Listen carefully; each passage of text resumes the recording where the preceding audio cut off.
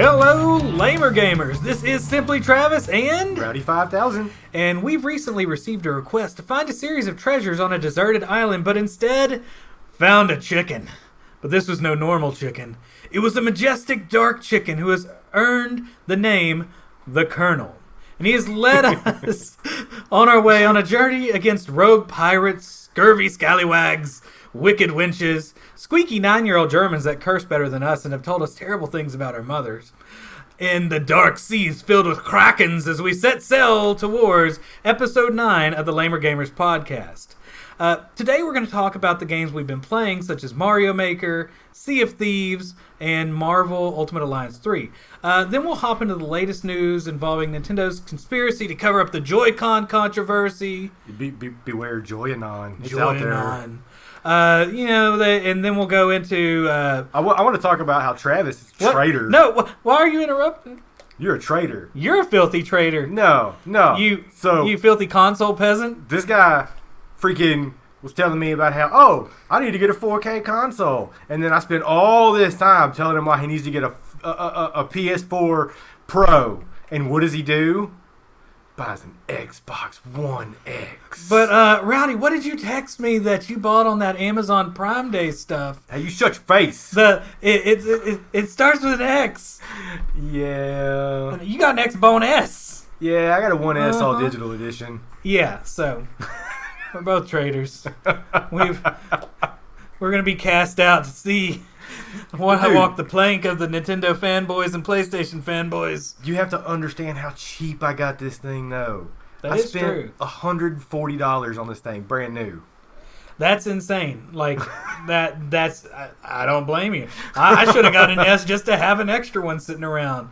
All right, so since we both got an Xbox, we're going to talk also about the Xbox Game Pass and compare it to the PS Now. Which is the streaming programs, or not streaming, the download or big whatever. Game playing list-a-thon. Yeah. Basically Netflix for games. We're going to talk about HDR and do you need it for the current console? Yeah, and the next console. We'll go over the latest fake news regarding a couple things going on with the PS4 Pro, Xbox, and Switch. And we're going to close with how much is too much content in a video game? And we'll get to that right after the fancy transition Rowdy made.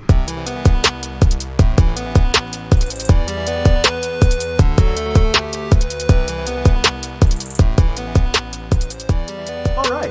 So, Rowdy, what have you been playing lately? I want to talk about Ultimate Alliance 3. Okay, what about it? Okay, look, it's super fun, and I really like playing it. But I think I'm near the end of the game. I don't know how many chapters are in it. I actually didn't know there were chapters until last night. Oh. But I am in chapter... That sounds like a book. I don't like them reading things. I'm in chapter 8, and it's very unbalanced this far in the game.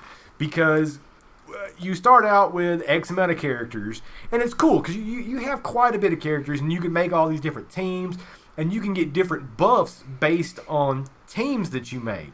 But as you get farther into the game, when you get a new character, it automatically starts out at a higher level. So right now, the team that I have makes no sense.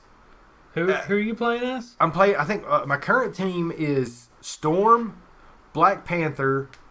Oh my god, I think I switched it out for Falcon because I'm trying to level him up. And Captain Marvel? Oh, that's an interesting combination. Well, it's I'm trying to level up 2 of them, but it makes no sense. Like, that's not really a team that you would ever really see in the comics, except for one weird spin-off X-Force comic somewhere that would be made by Rob Liefeld, and it'd be completely anatomically incorrect, and it'd be just terrible, and there'd be like legs sitting up where their hip bones should be. Yeah, that.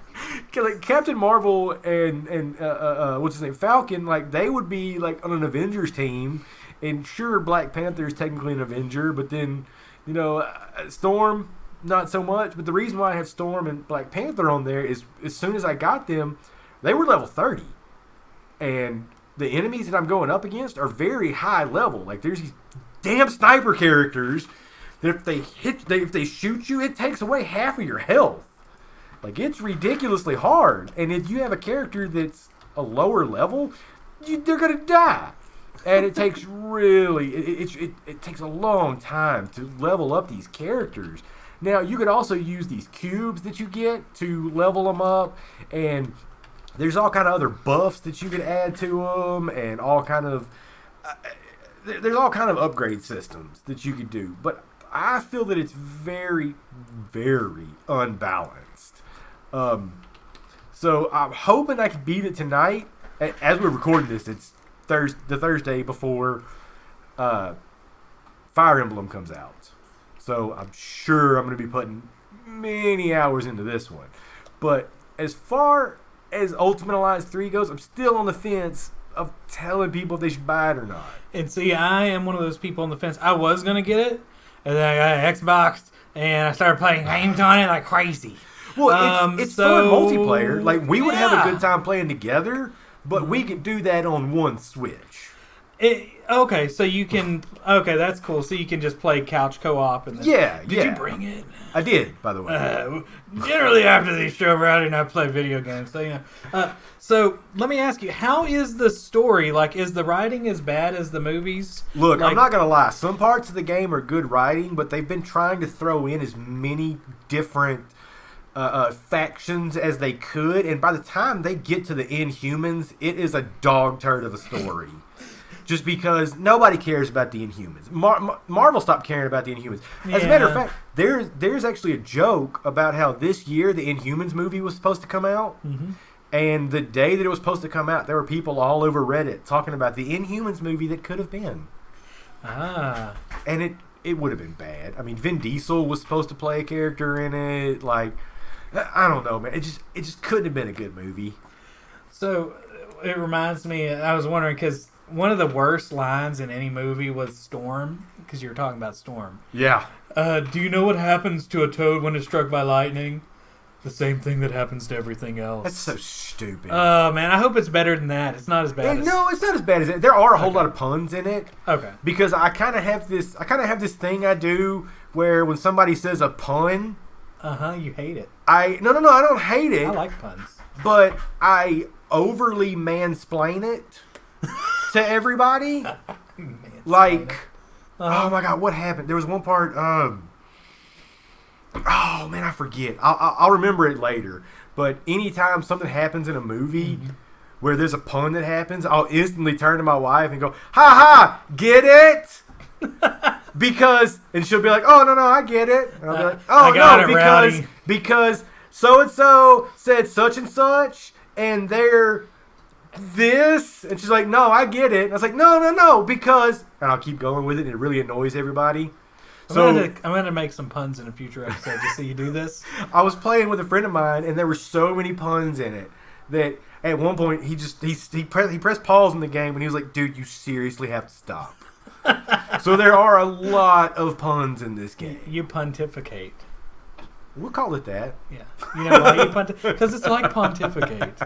Sorry. Okay, so... Nerd. So I guess the next thing we need to talk about is the game that we both actually play and enjoy, Sea of Thieves. Look, I didn't know how I was going to feel about this game because games that are built around multiplayer, I instantly don't like. Yeah. Just because I always run into people who've spent their life playing this game. And, when I work... In 6 days, I work 72 hours. So I don't get much gaming in. So I only game like on my days off. Yeah. So I don't have as much time as a lot of people to play some of these games. So by the time I get into a game, I can't get anywhere because I just get destroyed left and right by little 9-year-olds who talk about having relations with my mother. Yeah. So, if I think I talked about it on the last, on our side quest, the Xbox side quest.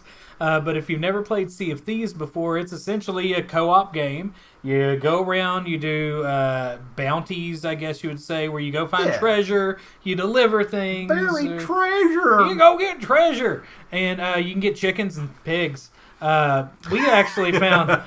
So you guys thought I was joking with that starting, but we actually did find a chicken on Chicken Isle, by the way. Yeah. Yeah, it's shaped like a drumstick. by the way, the island I is. didn't If you ever realize looked that. at it, yeah, it's awesome. That's awesome. I wonder if the pig island is there a pig island? I have run into an island where there were a bunch of pigs, but it also went up like on this giant cliff. It needs and to be like everything. the Bacon Balkans or something. That needs to be a good name. But you can get a what was it? Like a chicken coop. Yeah. And so we got the Colonel is what we called him. We were going to call him Blackbeard because he was black. He was a black dark chicken. And but the Colonel was just so much. God, I wish I could have put an eye patch. He's from on Kentucky. him. That would have been awesome to put like a chicken eye patch on him That or would something. be cool. Oh, by the way, like when we start our game next time, he's not going to be there. But we have to go get the Colonel. Oh, okay, yeah. So We we'll have to get the Colonel, and then we can will play. start our adventures. Okay, because we need the Colonel because he has to lead us to victory Well, you know what? and away from the Krakens. Because how many times has our ship sunk since we had the Colonel? None. Bingo. What happened before the Colonel? I think we've run into 2 Krakens before. It was bad. Yeah, no, it's rough when you run into a Kraken. Yeah. So the Colonel's good luck. Maybe he wards off Krakens. And, another thing that's cool about Sea of Thieves, it is a fantastic looking game. Now that Rowdy has HDR, to me that looks really insane. Yeah, when we first started playing it, we were both playing it on Game Pass, but it was on PC. Mm-hmm. And then Travis got his Xbox One X, but I was still playing on PC, and it was cool that you could do the cross-play with it. Oh, yeah. That's granted, really cool. It's all Microsoft and Xbox and everything, Yeah. so I understand why you could go back and forth. But, like, now I've got the One S, so we'll definitely be able to play on console, and I won't have the ridiculous hiccups that I've had on PC. But one thing I'd like to point out about this game is it's very well balanced. Mm-hmm. Like, as you level up, you just level up via the companies that you do missions for. You don't level up your actual character. And when you buy guns and things like that in the game, it's mainly cosmetic. Like, I haven't found any gun or sword that does more damage than any other ones. So when you go up against anybody else, the only reason that they're going to beat you is due to basically their experience or if they're on a bigger ship. Yeah. I really haven't ran into that many people, though. When we play on private servers. That's the problem. That's why we haven't been. Yeah, when you play by yourself, I don't think you've been playing on private servers, so that's why you run into. But you also haven't run into many people. That's true. I mean, the first time I played, I had a bunch of kids that showed me how to play. Essentially, is what it sounded like, unless they just had really high pitched voices. But they were very friendly, and they didn't say anything about my mother. Huh. So yeah, it's crazy. All right, next game I think we're gonna have some disagreements on. Yeah. Mario Maker. Yeah. Mario Maker's a game. I'm gonna just go ahead and get out. I'm gonna. There's some internet mandated things that I have to say about this game first, because if I say anything negative, I'm going to be attacked. Yeah. It's wonderful. Mario is so good. It's like great and stuff. Look at all the things you can use now. There's all sorts of items and so many more possibilities. And it's on a system people own. Okay, Rowdy, take over for a minute. I'll catch up. All right. So I have not touched the actual Mario Maker part of the game called Mario Maker. But I have played all of the story missions, which are really fun. Yeah, the story missions are good. They basically, each level shows you something new that you could add to a level or something. The storyline's a little ridiculous, like the little dog from Mario Paint that would get rid of everything. Mm-hmm. He's running around and he kind of steps on the erase button as all the Toads have finished building Princess Peach's castle. So then the castle disappears. So then you basically raise money to help build the castle again. My dogs would probably do something like that. Yeah, I can see that. Yeah, especially Belle. Pig will run into something. By the way, I have a German Shepherd named Pig. He's like 110 huge. Pounds now. I don't think he would make good bacon though. Probably not. But I've also played a bunch of levels that were like popular. I try to stay away from what Travis likes to refer to as the Dark Souls levels. Yeah, so that okay. I'm jumping in. All right, tag out. Now, okay, so Mario Maker is a game for players. It's it's great if you're gonna play levels and you're not that invested as a maker, in my opinion. However, it is so. Some people are sadistic, twisted, evil beings that should not be allowed around video game development.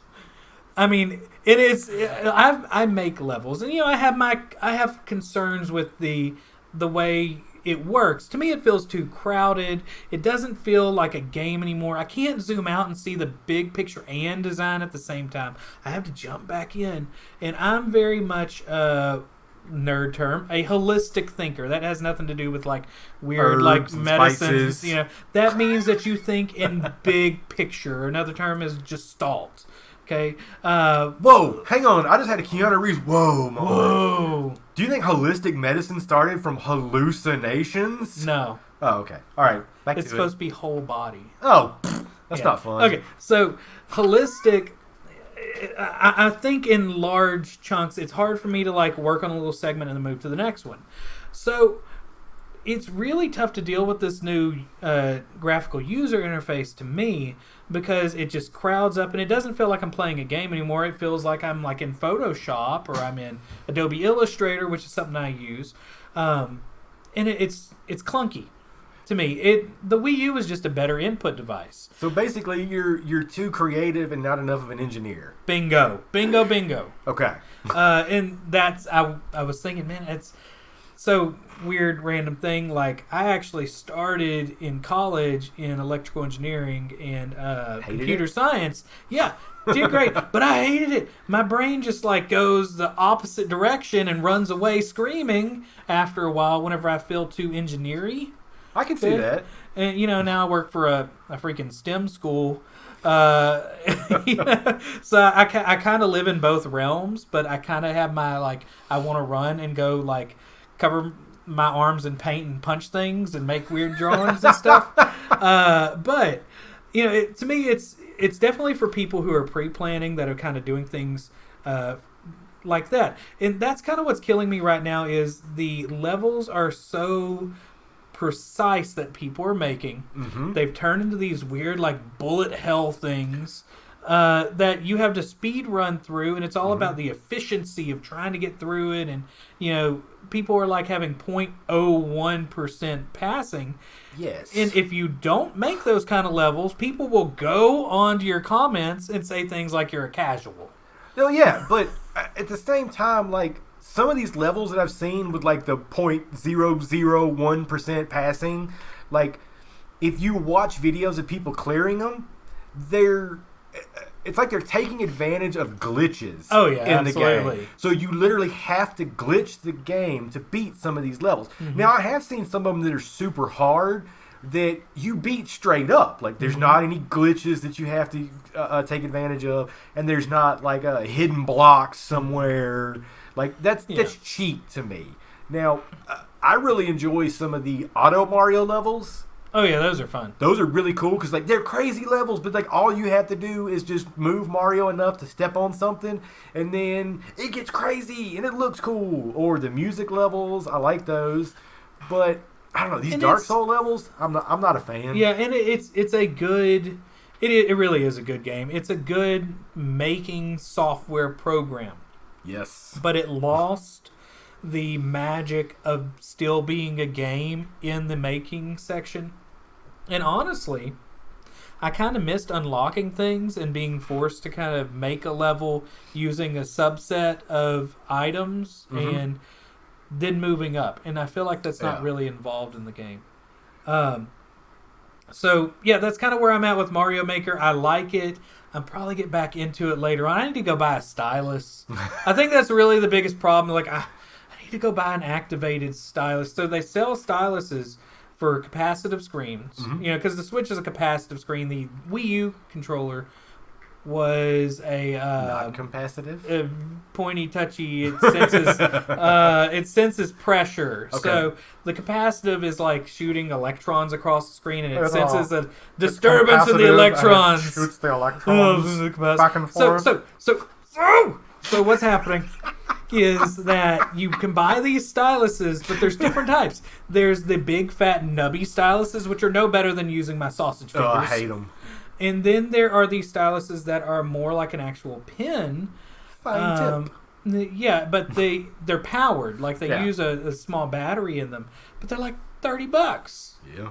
And I'm sure you can get some Chinese knockoff on Amazon for $20 that's going to break. And then they sell another type of capacitive that looks like a pen. Okay. Except it's a little plastic disc at the bottom. I've seen those. Yeah. So, yeah, that's where I'm at with Mario Maker. I need to do that, but man, I feel like it's too much work. And I have so many other things that I'm doing. Like, I'm just putting it on the back burner right now. I'll get to it later. I could never make a level because, like, I love making levels. Whenever I make music, like, a lot of the times, like, or some of the stuff I do is accidental. Like, I'll have a melody and, like, I'll play it out, but I don't like the instrument it's played on. So, like, I'll change the instrument or add a new effect, and it'll completely change the whole feel of the song. And then I'm into it. I don't feel like I could do that if I was making a level. Well, and see, I think that's the problem because it's so cluttered now, and you're forced to look in a little box whenever you're designing that you can't make these grand designs that are like these full level thought processes. You have to design in the box, and there's no going outside the box because once you do, they take away all your goodies to design with. Because I mean, the reason is it's made for a capacitive screen, which is made for fingers, not styluses, styli, whatever.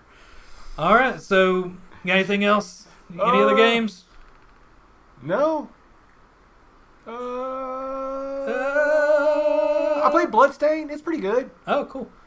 What is it? Not the Curse of the Moon. That was the 8-bit one. The whatever. The new one. Don't play it on Switch. It's buggy.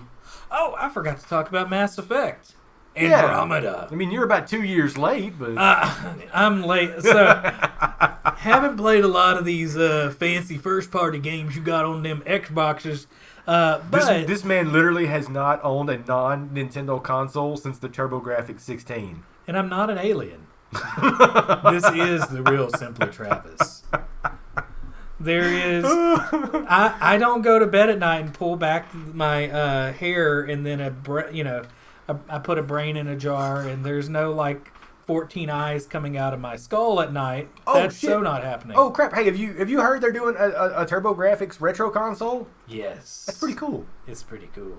You know what I liked about the TurboGrafx 16? The little credit card. Little credit card games. They were so cool. You can carry them in your wallet. Yes, I mean now they have Switch games that are like even smaller. But anyway, back to what I was talking about. Mass Effect Andromeda. So really cool game. Looks really good on the X.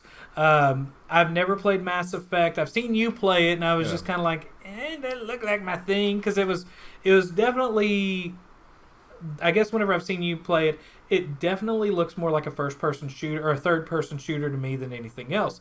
But there are a lot of cool RPG elements in it. Now, it is one of the most convoluted, like, upgrade systems I've seen in an RPG on Andromeda. Oh, it's like, crazy. I'm so confused right now. Like, I want to build things, and it's like, man, I don't even want to deal with weapons. I'm going to be a biotics person, which is somebody that's basically their version of magic. Telekinetic.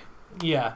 But the way the game starts, you are, the son of the main dude in the first 3 Mass Effect games? No.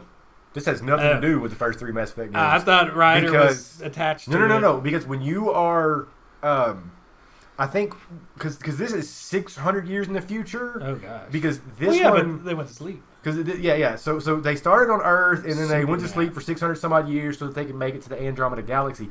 But if I'm not mistaken, they actually left before the events of the first 3 games happened. Oh, okay. So they mention stuff that happened in the first 3 games, or history that has to do with stuff that happened in the first 3 games, but I'm pretty sure they left before everything hit the fan in the 3rd game. Okay. So what's happened, you've left the galaxy, you're going to find new galaxies to build, solar systems that are Earth human friendly. Yeah. Or I guess all these other alien life forms that are there. And you're essentially terraforming the lands. Mm-hmm. Well, There are baddie aliens there that want to hurt you because, baddie aliens do things like that and they try to shoot you in the face. Um, and you're going through, you press buttons inside these giant monoliths and you somehow make everything right as rain. So I would like to fun, point though. out that now that game runs great. When it first came out, EA tried to push it out real fast before BioWare had finished a lot of things, and it was a buggy mess. Now, I didn't play it till probably about a month after it came out, so a lot of the stuff had been patched already. It was still a little buggy, but it was still a super fun game, and I'm super bummed that they're not continuing the series. Ugh. So, and, to me, it's really fun. And I can see, I read that they dialed back the intensity of the facial animations. Because there's so many videos on YouTube. People were derping out. That it's ridiculous. And I can kind of see that because it's one of those games that are really on the edge of the uncanny valley.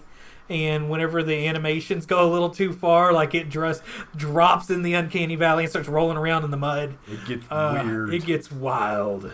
Not so much for the aliens because they can't fit into the uncanny valley because our brains interpret things that are very close to realistic.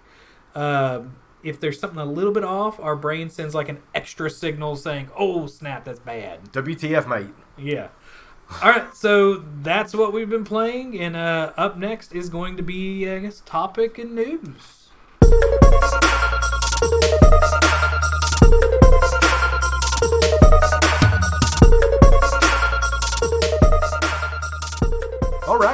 All right, so hey, don't you have some issues with Joy-Cons, Rowdy? Haven't you had some problems? I had, what is it, like when they first came out, I had was the sync issue or where it would disconnect for a little bit. Okay. And that really sucks when you're trying to put 100 hours into Zelda and you're on the edge of a cliff and it kind of disconnects for a second and you walk off the cliff, but you didn't do it.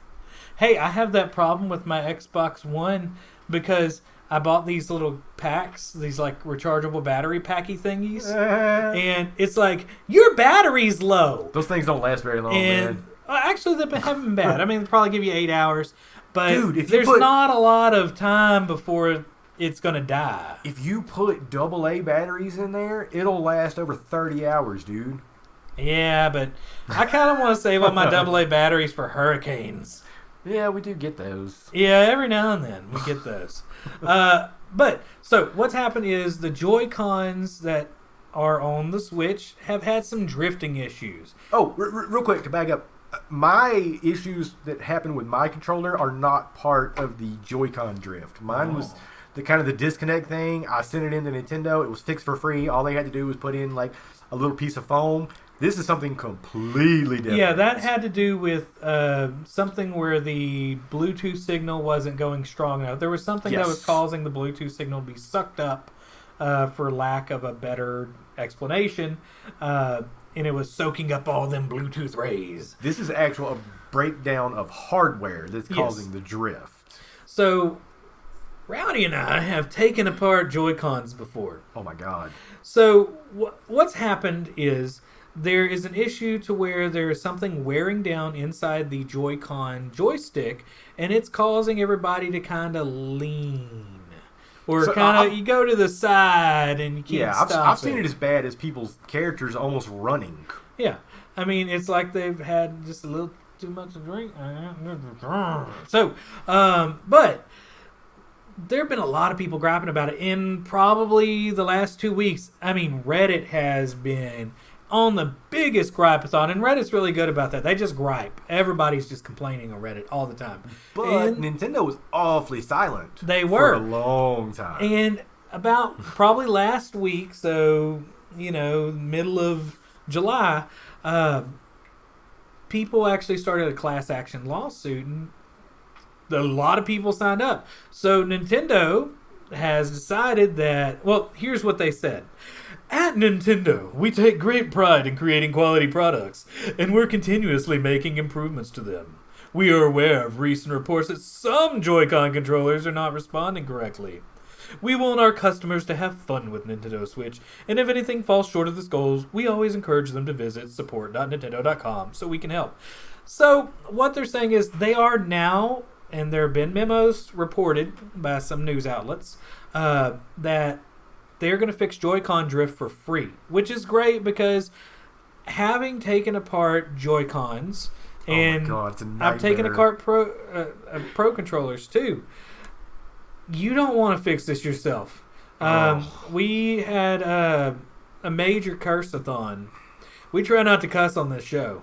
We will not be able to tape us working on Joy-Cons. I mean, we could put a not safe for work logo on it, but what we need to do is we would have to just edit it and put like Nintendo coin noises every time we cuss. There'd just be so. Something I wanted to point out real quick. So some people have actually sent their Joy-Cons back and have had to pay for shipping and stuff. Yep. Nintendo's refunding that now. Oh, are they? Yes. I did not know that. That was a big deal because a lot of people were griping. A lot of people were griping about how they've already sent theirs back but had to pay. Nintendo is refunding those people. So, this is a big problem because there are a lot of Joy-Cons out there, and they are starting to release different color Joy-Cons. And this is a really smart move, I think, from Nintendo because they can fix it a lot easier than we can. And, having put those Joy-Cons together, you strip those screws left and right. Oh, my God. And they'll have a nice sack of, giant buckets of just tiny little screws. Oh. Whereas if you go on eBay or wherever you can to find these screws specifically, it's super expensive. But it's a good move by Nintendo. Now, I'm hoping, and maybe I need to start pushing people for this, that there will be sort of a push for the Pro controllers, because if you look at a Pro controller, it looks like it has a habit. And there's white dust all over the sides of it because it's scraping up against the edge where it stops. Yeah, I mean the Joy-Con, and what's happening is there's a little upside down cup design that makes that dust fall to the edge of the components. Well, after a while, it still builds up. Whenever I've taken mine apart, I've had to spray it, and then I had to put some sort of contacts cleaner to get all that little dust out because it still gets up underneath that cup. And it's going to be a big problem in the future. Now, I did notice, now that I own other consoles, the Xbox has a similar issue, but I haven't taken apart the controllers to see if it will have that failure because outside that little cup on the Switch, there's also a whole bunch of internals that dust is probably not good for. I don't know if I really need to have a mask around it. I don't know if it's going to get into my lungs, glitter. I don't know. Glitter lungs. You're going to get 8-bit cancer. 8-bit cancer. I want to point out, though, that happens for every single console controller I've had because I have PS4 controllers that it does that. I've had, what is it, the Wii U controller that Travis is holding right now. It's done that. But, I mean, all of them do it. It's just how bad is it compared to other controllers? And, a big part of it is the outside that actually stops, make the noises in here, that stops the joystick is butting up against it. Now, if you feel that little ridge on the Switch, it is sharp. You could probably, cut fruit with it. Or, get a carrot and just scrape the edges off, Or hold somebody up and steal their wallet with it. Yeah, so, I mean, the Switch is a terrible design because it's very sharp. The Xbox is more rounded, but it has a textured paint on it. The Wii U, I had to pick this up because the Wii U is a slick paint on the plastic, and it tends to do, I think, better than both of those controllers because I put way too many hours on the Wii U, and this one's actually holding up really well. Now, that being said, good job, Nintendo. Another thing, though, is you have to send it in, and it's not, the shipping and everything is not as fast as when they were trying to fix the Bluetooth issue. Mm-hmm. So you're going to be without a Joy-Con for a little over a week, and that kind of sucks. But I also actually looked into prices on Joy-Cons because they're expensive. But that's when I found out you can go to Nintendo.com. You could buy single Joy-Cons. I did not know this until just the other day. I was watching it. Rowdy's habit continues. Who was it? It was I was watching a video from Inside Gaming talking about the this lawsuit. Which, by the way, these lawsuits, the only people that really win are the lawyers. Because if you get in on this lawsuit, you're going to get like, I don't know, $5-10, like 5 years from now. Mm-hmm. But Inside Gaming brought up a good point: is the way that they can get in front of this is offer credit to anybody that has to send it in. So let's say you send it in, and then they offer you, say, a 30% discount on a game, or they straight up just offer you a game.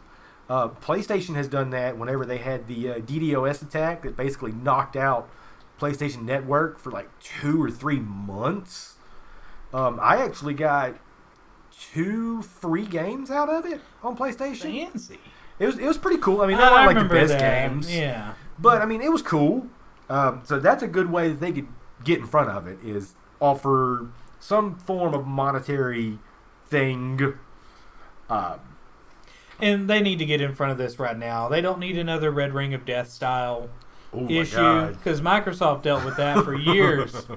And when you have a hardware failure, deal with it up front. Don't wait. I had a 360 because then you get people to gripe about it on Reddit. Yeah, that's just basically what Reddit is, though. Yeah, it's a cacophony, which means echo chamber. Nerds, nerd. I just get on Reddit to look at pug pictures. That sounds like a good use of Reddit. Yeah, and cats. All right, next up, Xbox Game Pass versus PS Now. Man, we have talked about this non-stop between each other for weeks now. So, big thing that got me into the Xbox, as I mentioned last episode, the Game Pass is a ridiculous Trojan horse to get all up in your house with an Xbox. Yeah. So, it's $15, and that includes your ability to play on PC, and that's how they got me. Yeah. Is because I had all these cool PC games I wanted to play. And it was $1. Yeah. And, yeah, exactly. It was $1 for the first month. I mean, but there's so many new games and first-party games by Microsoft on this that are from the current system for $15 a month. Now, you compare that to the PlayStation Now, and Rowdy told me about PS Now because I don't deal with PlayStation stuff. I don't know anything about this. You're a traitor. Traitor. All right. So, but he said there's a similar program called PlayStation Now. So tell me a little bit about PlayStation Now. Well, PlayStation Now, it's like Game Pass. I tried counting it up and tried to get fair. I wasn't going to count every single game, but I tried to get fairly close to it because they said 750 plus. Yeah. And it's more along the lines of around 770 some odd games. Good Lord. But a lot of these are PS3 and PS2 games. Right. So they're more focused than Xbox when it comes to last generation games. Now, I've seen maybe 1 or 2 actual Xbox games on Game Pass, and then a few Xbox 360 games. But compared to PS Now, there are so many. I've even seen PSP games, the handheld PlayStation system that were optimized for PlayStation 3. Another thing that really stuck out, I saw a lot of people going to PS Now right before Red Dead Redemption 2 came out because they got Red Dead Redemption on PS Now with the Undead Nightmare DLC, which in itself is another amazing game. I mean, it's practically a standalone game, and it's still amazing. Now, they do have a lot of the same games as Game Pass. Like, just looking at it right now, I want to say they had Mortal Kombat X. Now it's slipping my mind. But there were a whole bunch of games that are the exact same. But when it comes to first-party games, PlayStation's not putting a lot of the newer first-party games on there. And so that's a big selling point, too, with the X. And a lot with the Xbox is an end-of-generation console that is the last place console. You see this a lot with last place consoles. With the Wii U, they did similar things where you could buy games, and after you bought so many, you would get amount of money off of your next game. So the Xbox One is trying to get into your house by giving you first-party games that are coming out in the future on this program. So Game Pass is going to have like the Outer Worlds and all this other cool stuff. The new Halo. Oh, yeah. Yeah. All this stuff that should honestly be multi-million sellers, but they're foregoing it to help get more people onto this service. Halo is a system seller. Oh, yeah, absolutely. It's like Pokemon. It's like, I forgot some of the PS4 was their system sellers. Yeah. Oh, Uncharted and Last of Us. But the thing is, people can usually buy it at a cheaper rate later. Yep. But they're still going to be paying this $75 a year for the service. And it includes the ability. And that's the thing too. You got to look at the price of the services compared to each other. The Xbox is generally a better deal because it includes your ability to play games online with your friends. There's lots of discounts you get with it because it gives you gold. It gives you the ability to play PC games that are in Game Pass and all the Xbox games, and it gives you brand new games that you would be spending $60 on. Whereas PS Now is going to land you $240 a year, and it's really geared towards older games. Now, there is a caveat here. If you have a PlayStation 4, PS Now is really more family-oriented. Yeah. There are way more family games, and it is going to be, like you said, I think you said it was PS3 and PS2 games. Yep. But if you're a broke parent, which, I mean, most parents are, it's just the thing when you have kids draining you, that they're not going to care if they're 6 years old and gnawing on the controllers. So, it's a win-win. As long as they're not drooling all over the tablet and buying microtransactions. Yeah, and don't let your kids play Grand Theft Auto. I'm just saying. Yeah, which, I mean, all systems these days, you could set up parental controls and stuff on what they could download. That reminds me, whenever I was going in to look for, they had a sale at GameStop. It was like, buy 2 pre-owned, get a 3rd pre-owned free. As I was going in there, I always talk about, like, I tell parents, don't let your kids that are like 8 years old play Grand Theft Auto because there's all sorts of terrible things. And then I have to see them draw their pictures about the video game, which is always really fun. But why does this person not have a head and there's blood everywhere? Exactly. So as I was going in, I hear this little kid, probably 7 or 8, and the dad comes in and says, "Hey, do you know where Grand Theft Auto is?" And then the kid's like, "Oh, Daddy, it's over here. I'll show you where it was. I was here last time." Oh, and no. I was like, "No." And I wanted to step in and be like, "You know what this game's really about." And I didn't want to deal with it. It's summer. Oh, man. So, but anyway, so that's, they both have good points to them.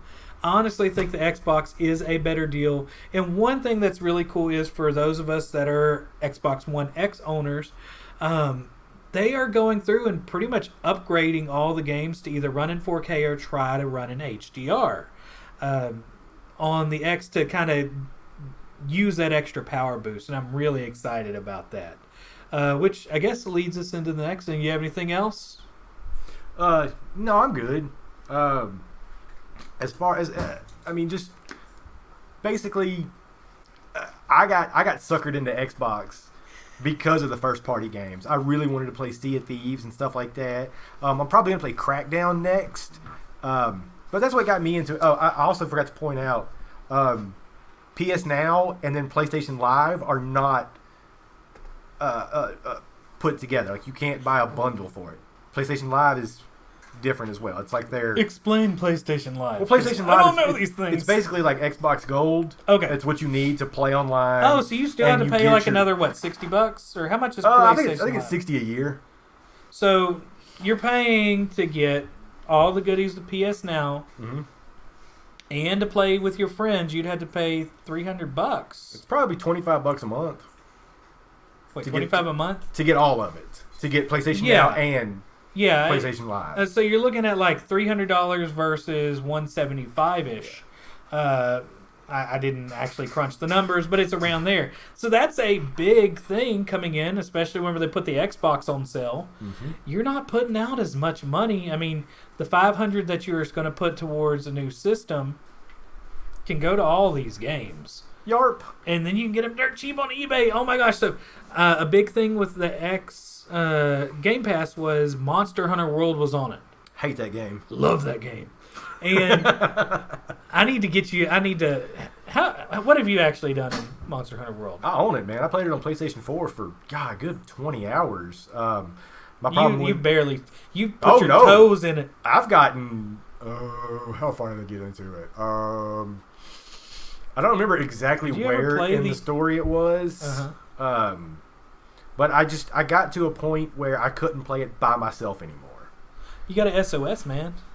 I did. I couldn't get anybody in. People would jump in and they would jump in and they would fight the monster and like get experience and stuff, but then would jump out. Like I kept having people that would jump in, fight a little bit, get XP, and then jump out, and then I couldn't finish the battle by myself. Just so you know, I got this invitation to this special club. I have a group in there of all my old Diablo peoples in our I guess it's clan or whatever it's called. Mm-hmm. Is this isn't Diablo is what we're called. So if you ever want to like get some knowledge, is it on Lane Pass? It is. Oh, I didn't know that. It is. That's what I was saying. I was excited about it, but I ended up getting it for $8 on eBay because whenever it leaves, because that is a game that will leave. Yeah. However, there must have been some deal struck between Capcom and Microsoft. Oh yeah. Because they're bringing Phantasy Star to the Xbox first, which is mind-boggling to me. Phantasy Star's lame. Shut up. I liked Phantasy Star Online.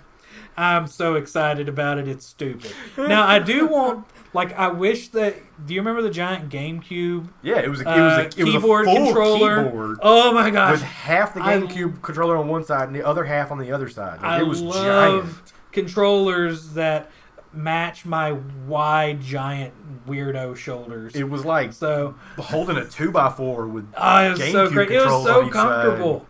That's why I like the gamepad so much. It's because it's comfortable for me because I have freakishly wide shoulders for my frame. Ridiculous. Yeah. They love me in football. But I got little chicken arms. So, I'm super excited. But there's definitely a deal they struck because if you look at Game Pass right now, Resident Evil 4 just hit. They have a whole bunch of Resident Evil games on it. You need to try Resident Evil Revelations. If you've played Revelations on the Switch. Did you? Yes, I hated it. Was it on the Switch? It was originally on 3DS. Whatever it was, I hated it. Oh, it was awesome. Hated it. You suck. I don't really like Resident Evil. I don't like tanky controls. I need to play some of the less tanky ones. You like turds. Hey, I did like Zombie U, but I heard they destroyed that one whenever they moved to PC. I got that for free on PlayStation 4. I never beat that game, though. All right, so next up, we are going to talk about HDR. All right, so... It's about to get nerdy, everybody. It's about to get nerdy up in here. Y'all guys ready for this? The teraflops. No, there are no teraflops involved here. That's what I always say when I don't understand something. All right. So, if you are getting ready for the next generation, we are about to have a big change in the next generation for what the systems can put out.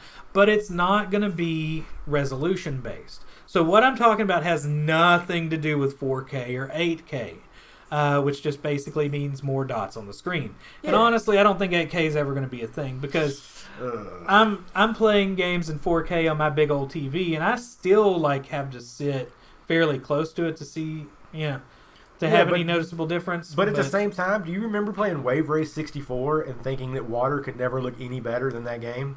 That is true. Now I think about that with Sea of Thieves. Yeah. Yeah. But there has been a new thing that's come about that surprised me, which is HDR. Now, HDR is high dynamic range. It is something that is slowly coming to market. It's been around for a while, but it has been extremely fragmented, and it's not really involved with PC right now. The PC market is not doing this well. Consoles are going to be the, next major improvement in gaming visually, which I'm sure ticks off some people that are very Well, PC oriented. Computer doesn't really, or PC doesn't really need to worry about it just because there's so many other things they could do, and they could do like the ultra wide monitors and things like that. Right. So I mean, I can understand why they're not focusing too much on HDR for PC. Well, they're starting to now. Yeah. But it's going to be a lot slower. So, HDR involves a couple of things. It's high contrast. So, it's basically, if you don't know what contrast is, it's the difference between dark and light. It needs to have a certain amount of light. It basically needs to have the equivalent minimum of 1,000 candles per square meter. So, that's 1,000 nits. Okay, nits is the unit that they use. Now, it said candela. I didn't really, I know it just basically means candle. I got scared. We tried looking up the image results and it was a little scary, so we stopped. Yeah. And then it's a lot more colors. So most games are in 8-bit color, which are 16 million colors. I just figured out what nit means. What? It's one nit, which means not interesting, Travis. Nerd. Boom! Burn! Oh, you're true. Okay, so the next component is the amount of colors. Now, 8-bit color... I'm sorry. You're so proud of yourself. Rad's just patting himself on the back, but oh, that was a good joke. Freaking nerd. All right. Awesome. Okay, so the next component is the amount of colors. So most of our games are in 8-bit color, which is 16 million colors. Now that sounds like a lot of colors, but it's really not. When they're saying colors, that also involves the amount of light that's going through the colors. So when we're thinking art nerd, color talk. Oh, the humanity. Oh my gosh, good pun. So, I was about to talk about hues. Hue is essentially the name of the color. So like yellow hue and green hue and such like that. But then there is value. So that's the lightness of it. So, that's how bright it is. So in those 16 million colors, there might only be, I think it's a very low amount of colors, not 256 color. I think it's more than that. And then the amount of light that goes through them. So 8-bit to 10-bit, which is HDR. It's a giant leap. It's a big leap. It goes from 16 million colors to 1.07 billion colors. With a B. With a B, yeah. Million to billion. So that's a big difference in color. And your eyes can definitely perceive this change. Now, there is 12-bit, and some people are trying to push that. In fact, HDR is just now standardized. With any new technology, there's usually a fight for who is going to be the standard. If you have been around since the dinosaur era like us, that was a big thing whenever they were doing Blu-rays. Versus HD. Yeah, HD video, or HD DVR, or HD DVD, that's what it was. This reminds me of, do you remember the movie Tropic Thunder? Yes. One of the characters is talking about Blu-ray versus HD DVD. This is how long ago this movie came out. And he brought up a good point that the way to win is, or whoever wins, is the one that was supported by the porn industry. Interesting. That's the one that always wins. Huh. When it went from VHS versus Betamax, when it went from Laserdisc versus DVD. No, Laserdisc was well before DVD. Basically, he brought up a good point. Like, you could actually look it up, and whichever the porn industry I'm afraid to look supports, that's the one that wins. All right, so I'm not looking that one up. Side note. All right, so right now they're trying to fight over what the standard was, and they essentially decided it. So there was HDR, then there was HDR 1000, SUHD, HDR 10 Plus, and Dolby Vision. Dolby Vision is actually 12-bit, which has 68.7 billion colors. Oh, good God. Now, the difference between 8-bit to 10-bit is far more noticeable than 10-bit to 12-bit. Oh, my God. You do have a limitation for the amount of colors your eyes can perceive. And 12-bit is about hitting it, but there's still some changes, really, between 10-bit to 12-bit that are just not as discernible. Anyway, so now the HDR Alliance, which I figured they... it's a whole bunch of manatees that are called the humanities. They're very colorful. They work with Space Force, yes. So the HDR Alliance has determined that, HDR by minimum has to have 1,000 nits, and it has to have 10 bits of color, and it has to reach certain things before it can really be called HDR. Because what happened was, back whenever HDR was emerging, they made all these TVs that were quote-unquote HDR compatible. However, they don't meet the standards. I have one of those TVs to where they don't reach the brightness, and they don't necessarily reach the color range that is supposed to be there. My TV can do 10-bit color, but there are still some colors that it can't really reach. Mine's the same way. Yeah, I think your TV actually reaches better color, but neither of our TVs can reach the brightness. Nope. Now, that being said, our TVs are geared to deal with that, I believe. So, you'll still notice it, and really, the 1,000 nits is not that big of a deal if your TV can push about 500 nits in a dark room, because your eyes do adjust to the local amount of light around you. So it's not that big deal if you're like, if you live in the dark as a mole person, and, the HDR Alliance has you underground in a bunker somewhere, you're good. So that's going to be the big thing. So when you're looking for a TV in the future, look for that HDR Alliance logo, and make sure your TV can put out 1,000 nits, and that it does 10-bit color. If it's HDR10 is what you're going to see, for a lot of times HDR10 is the main standard. Now there is some that put HDR10 plus, especially Samsung TVs, and that just means there's metadata associated with it. So meta. Nerd stuff.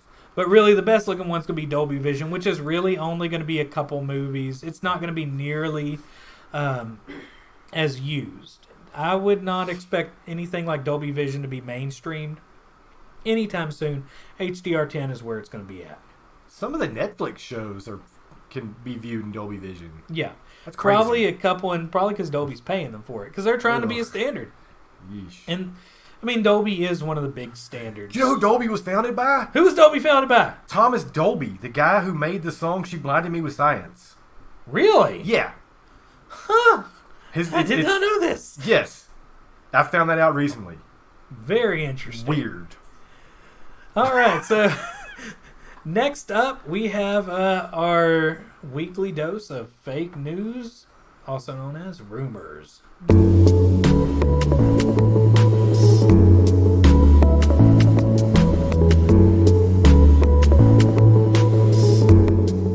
So, hey Rowdy, there's some rumors going around. What are those rumors, Travis? That you're a filthy traitor. Oh, you're the traitor. Okay, anyway, so one that's been going around lately, I think it might already be out, is the PS4 Pro is going to have system-level HDR tuning. So a lot of games don't do HDR right. And we just talked all this nerd stuff about HDR. Yarp. But a lot of the games don't program their games to essentially be corrected to the right value levels. So how light or bright it's supposed to be. Yeah. So some of them have these little sliders built in, and it basically says slide until this image is no longer like you see some different whites and stuff. Yeah. Apparently I'm Jimmy Stewart. But oh Stewart. my. No, not Jimmy Stewart. Oh. Robin would totally grab at you right now, but she's not here. I like Patrick Stewart. Jimmy Stewart He's was like British an and kinda old sounds like like that. 40s era Yeah, same. actor. Yeah. No, I mean it was kind of in that area. Well, Where you have people that talk like this in the news. The Slide news is going to be coming in. You can't see the police car anymore. Yes. Yeah. Anyway, so, next up is there's going to be a new Xbox dashboard, which is actually real news because I've seen it. Dude, I can't wait. I hate the UI. Which honestly, it might not happen. It's in beta and alpha builds right now. You can be in the Xbox Insider. And it looks so much better. The UI looks a lot nicer. It's more modular like the Switch. And like Rowdy was saying, how long did it take you to figure out how to play a game on the Xbox? Dude, it seriously took me 5 minutes to figure out what to click on just to find out where my games were and play a game on the Xbox. I had an original Xbox One, and it was set up like Windows 7 or Windows 8 or whichever one they just crapped out on. I'm like, oh, here's 10. Yeah. And I knew how to play a game quick on that one, and when I opened up this UI, and they throw a bunch of advertisements at the top, which is annoying. Then there's like but they don't really give you a visual notification that you're supposed to scroll left and right at the top. Yeah. And then you press the home button. It's a whole other world and a lot more menus. And there's like 5 different places to do the same thing. And it reminds me of being in like Photoshop or Illustrator. It looks like an old UI that has way too much redundancy. The problem with redundancy in design is that, especially like whenever you're dealing with website design or dealing with user interfaces, it's nice if you are a nerd and kind of will go into these different places on purpose to find that, or it's more like shortcut thought processes. But these are not shortcuts. It's just like weird ways and weird avenues to get to it. And a lot of people remember one way to do something, not 5 ways to do something. And that's the problem with the UI with the Xbox. And this one looks a lot better, like Game Pass and all those little things that are at the top that look like cheesy HTML links on old websites from GeoCities are now like in little boxes to the left on it. So it's going to be a nice improvement. A lot of people are excited about it. I've seen people online that are literally like, oh, I'm going to go join the beta program right now. Let's go, guys. Yeah. Yeah, sir. Yeah, sure. We're going to go get on that UI. It'll be great. Yeah, sir.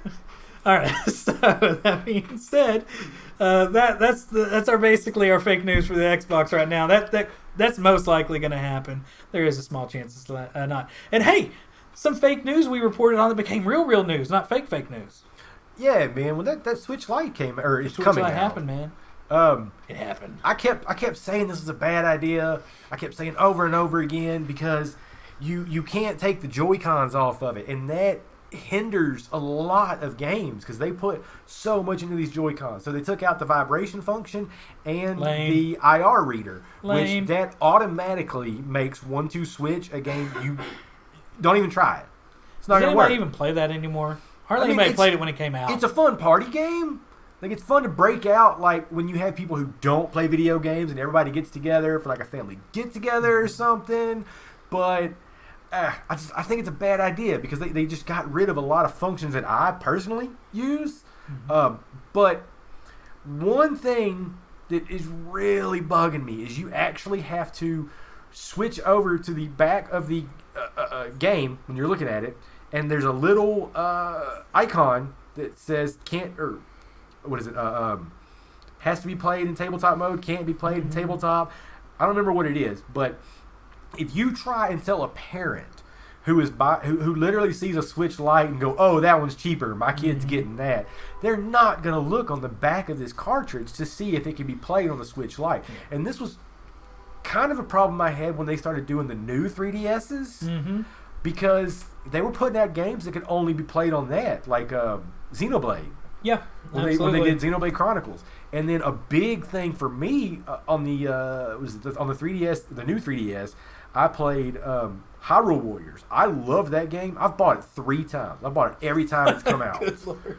And on the new 3DS, I was like, this is kind of slow, but I mean, it's 3DS. I'm not looking for, the teraflops. Yeah, the teraflops. But IGN, I think it was, did 2 separate reviews on that game because they played it on the new 3DS and the regular 3DS, and it got like a 2.0 on the original 3DS because it ran so bad they couldn't have all the sprites on the screen.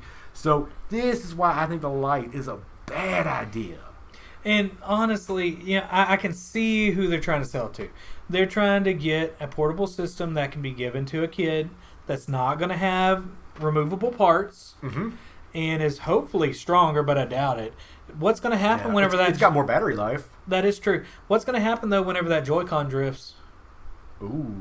Exactly. You got to send the whole thing in. I didn't even think about that. Not just a little part of it. You have to send the whole thing in. So that's going to suck. And I'm not in the market for it. I am in the market for a big beefy Switch Pro. I want something that can actually put out better graphics because that's just what I want. But they have kind of released a Switch Pro coming up. Well, and it's not an upgrade visually, though. But it could technically be. There might be some small changes. So what's happening is the Switches, and they've they've announced it, but they haven't said whenever it's officially happening. The internals on the Switch are going to be changed out to be on more efficient hardware. So it'll probably be one, cheaper for them to make. We had this a couple months ago probably where I talked about this, how there's some fake news swirling around that they were going to use different smaller processes and things like that to design it. It's going to have better battery life. They've mentioned something about having more efficiency, and that's really what they're focusing on. They don't want to say that it's necessarily stronger than the current Switch because they don't want to delineate right now from what they have out, but it's going to happen. There's going to be, I bet, just a little hint of more strength on this new Switch. But I want a lot of strength. I want a Switch. I want a Switch that did like a double dose of pre-workout. It has espresso in it. I'm going to pour some espresso in my Switch, see if it can run twice as fast. I don't think it's going to work. I think it's going to run 3 times as slow. Isn't there? I mean, there's some slot in the top. I bet you could pour the espresso in right there. I think it's going to stop working too. Yeah. Probably. Now, all right. A while back, I did read some. It was never on any reputable news sites. What video game news sites are reputable, really? I did see quite a few videos on YouTube, actually, from some independent... What's a nice way of putting it? Some lamer gamers. Wannabe gamers? Some actual lamer gamers. Crap. Lamer gamers. But no, there were people talking about how there were... some guy posted on Twitter about an actual Switch Pro that was going to be able to push 4K, and that Capcom was actually pushing for this. And they were talking about releasing a special edition of Resident Evil 2 and Devil May Cry 5, which would be awesome, on release day. But I don't see it's a handheld ever pushing 4K, at least not within the next 2 years. Well, I mean, if you look at the internals on PlayStation 4 and the Xbox One, they're mostly mobile architecture in a way, or laptop architectures. So maybe mid-generation we could see something like that. Next generation, but yeah, streaming generation. I agree with you. I don't see 4K. Honestly, I don't see why they don't go after 2K, because it's not. I mean, was it 1440p? Yep. It still looks pretty darn good. And a lot of the PS4 Pro games, it's about all they can push. Yeah. So, I mean, I don't see a problem with it. All right, so that is the upcoming fake news. And next up, we're going to close out with how much is too much content in a video game?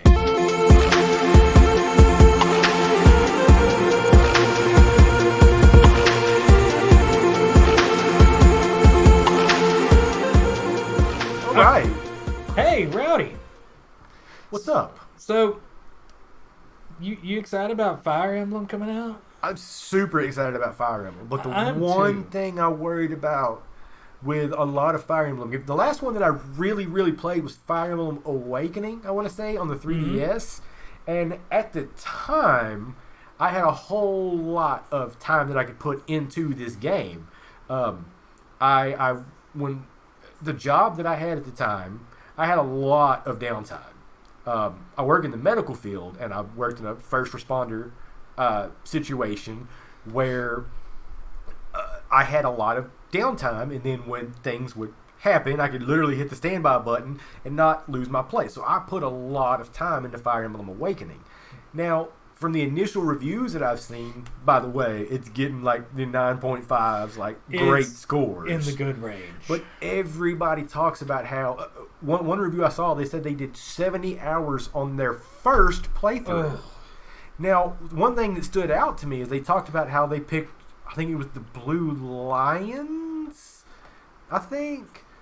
So then when they started playing a second time, they noticed that the story was different. Mm-hmm. So you could actually get different, to get the whole story, you have to play all 3 factions. And you know what game was like that back in the day? Eternal Darkness. Yeah, but it didn't take 70 hours a pop. Now, granted, your first playthrough may be 70, 80 hours, and your next playthroughs aren't going to be as much because you're going to have it down, but it's still going to be probably 50 plus. And I know somebody's going to comment like, Well, if you turn off all the battle animations, it's probably only 40 hours. Yeah, but I'm a filthy casual, and I like to see everything. I like seeing people punch each other and stab each other. It's just more fun that way.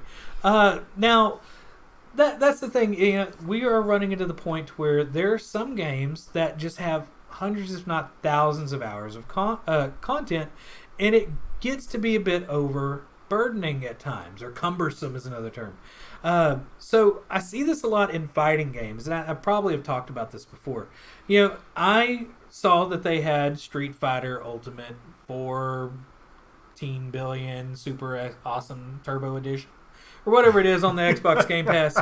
And I really remember liking that game, but they've added so many characters. Oh, yeah. And that's the big thing with fighting games right now. It's like, you know, by the time you have the fifth one in the series, or or if you use Street Fighter terms, the second one in the series, that you have 4 million characters, and it screws up all the balancing. And then you try to play with people online, and they have like gotten the 3 big characters probably that are just way overbalanced, it just overpowered, and it becomes not as fun. You don't get as intimate with the story and what's going on because they have to make so much random content for all these characters. It loses the personality and the spirit of the game because it's becomes quantity over quality. And I see this in fighting games. I'm seeing this in RPGs. I mean, you look at Fire Emblem, and they are already talking about DLC.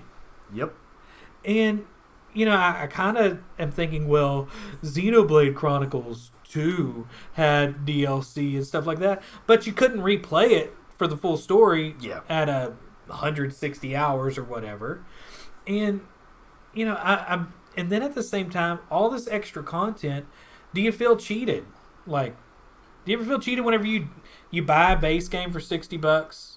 And there's so much in it that you feel like you're missing stuff. Okay, so that now that you bring that up, when I played, what is it, the new Bloodstained game,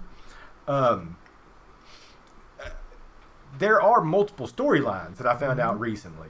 And I've put probably over 10 hours into the game, which says a lot. I mean, it's a $40 game, and it's a Castlevania-style game. So 10 hours, that's a long time for a Castlevania game. But it's super hard at the end. I still haven't beaten it yet, but apparently there are multiple stories. I don't know if you could play as other characters.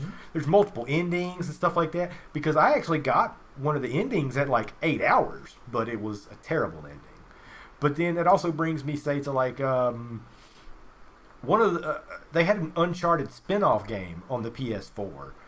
You didn't play as Nathan Drake. You played as 2 other characters in the game. I'm not going to spoil anything like that, but it was a $40 game. And I put probably 8 to 10 hours somewhere in there, and it was a great story, and it controlled great. And you know, $40, it might have been a little steep for as much content it was in it, but it was a lot better than paying $60 for a game that I spent, 10 hours in. I beat in a weekend. Or I can wait 2 years, buy the Game of the Year edition with all the extra content and not feel cheated. But then I miss talking with my friends and discovering things as they do. And, that kind of sucks. But at the same time, I'm looking at this Game Pass stuff that has a lot of these Game of the Year editions. Or honestly, it has the base game and they try to short sell you like all the other extra content after they've got you hooked. I was playing Forza and it kept trying to sell me the Lego add-on. Yeah, I'm definitely not the person they're trying to sell to in that Forza game. But, that's the thing. I feel like I could never finish a game anymore, which I'm honestly, I'm one of the world's worst persons.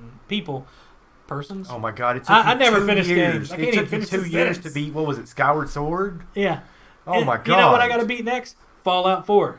Shut your face! You haven't beaten that game? Well, I ran into PC issues. I'm gonna punch your neck. So I'm playing Fallout 4, but then I got distracted by Fallout 76, and it was playable. Oh my gosh! But we'll talk about that more next episode. Once I get through this crisis of wanting to play this game. But Fallout 4, I'm like going through it. I'm restarted for the 3rd time. So here's the problem with Fallout. And I played it on the PC. I actually got Fallout 4 for free. So from a friend of mine that I loaned like Fallout 3 years ago. And they never gave it back to you? Yeah. So he bought me Fallout 4 and gave it to me. It was pretty cool.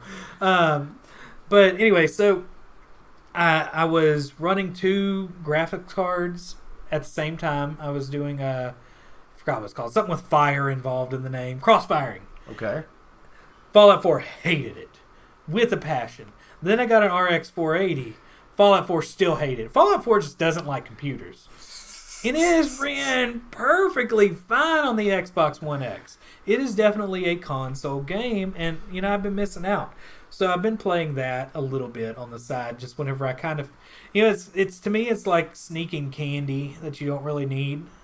It's like you just grab a couple M&Ms, and that's how I'm playing Fallout. It's like every now and then I just kind of dig in the back of the drawer hidden where there's some candy. Hopefully the expiration date's not too far past, and I know that candy's hidden there just for a time that I just need that dopamine rush. So that's... Does the Game Pass version have the DLC in it? I don't think so, and that's where I'm kind of at. Do I need to get all the DLC? Yes. But I'm never going to finish it. I'm going to spend 60 hours beating the main game. The DLC in Fallout 4. So, playing the DLC in Fallout 3, some of it was kind of cool, but it was never too expensive. It didn't add too much to the game. Yeah, that was cool. Fallout New Vegas, I played it on PS3, and it was a big old turd of a game, but I still loved it. Yeah. But the DLC, it was very lacking. The DLC for Fallout 4 adds a whole another section of the game that is about half the map, half of the original map. And it's a great story. That is daunting after a while because it's already massive, and it's sometimes hard to transition into this DLC content. Like, do you play the whole main game and then go to the DLC? Oh yeah. But okay, so it's like much harder. I mean, you can do it at the same time. Do I kind of meander and go through? And that's the thing. I feel like I'm never finishing games because there's so much content, and then I get distracted by all this new stuff. Now there are some games though that I will buy the DLC for. Mm-hmm. And Fallout probably will be one of those. Like, okay, it's a must. But all this massive amount of content is really selling to the whales of gaming. Have you ever heard the term whales? No. Okay, so a whale, like Moby Dick. Yeah, it's a term that comes from mobile gaming, to where people that spend like lots of money on like coins and stuff like that, and there's a small subset of people that will spend hundreds of dollars on all the extra content. Or thousands. While it's coming out. Yeah, or thousands immediately. And, that's really who Fallout 76 is selling to as whales. Mm-hmm. And, that's kind of bothers me about all this content in games. It's not balanced usually really well. And it's selling to the whales of gaming. I guess that kind of brings us back full circle to Sea of Thieves. Because that game... Who is that one selling to? There's not a lot of extra content. I feel like they're selling it wrong. There's really not a lot of extra content. Yeah. Because, I mean, like, yeah, they're... Are they going to whale it up, though? Well, they've added a bunch of new missions and stuff. Like, the version that we're playing is not what originally came out. Yeah. Like, there's a whole lot of extra stuff they've added to it, more missions, things like that. So we're getting, basically, the Game of the Year awesome version. But... I have fun playing the game and just doing the missions. Yeah. It's a lot of fetch quests and stuff like that. But that feels like a good amount of content. I also kind of got it for free. Yeah. I don't know. That's what Game Pass feels like. It's like, I got this for free. I didn't really get it for free. Oh, no, I really did. Like, when I bought my 1S, it came with a copy. Fancy. Yeah. So, I guess that is going to be our question to the listeners. What is too much content? Do you feel like these companies are putting out too much quantity over quality, or do you actually like that? Do you like having one game that you can play forever and ever, like World of Warcraft, and just be okay with living in that universe forever? Is it like that mom and pop pizza place on the corner, or is it like CC's Pizza? That is a good way to put it. By the way, Chicago pizza is the best pizza. Have you ever had Chicago pizza? Well, I mean, I've had people call the pizza they've made Chicago pizza, but I've never had Chicago deep dish pizza actually in Chicago. Okay. I got to figure out a way to get you Chicago pizza now, because it is the best stuff. I'm sure somebody, I know somebody that listens to us from New York, and he's not gonna be happy with me. I love like thin style, like you I gotta like fold that it too. up. Oh. But there's just something about Chicago pizza that is just the quality of all the ingredients and the way it's cooked. It's just an Italian amazing. casserole. Exactly. It's just a casserole, but it's delightful. So, I guess that is going to be it for the day. Let us know what you think on Twitter. You can find us on Facebook, Minds, and pretty much on any podcast player at this point. We will have a giveaway that's going along with this. I haven't decided which games, but there'll be 3 games that go along with this. Nice. Yeah, you got anything else for them? No, that's it, man. That's it for us. All right, guys. We'll hear from y'all next time, and I guess we are out. We're out.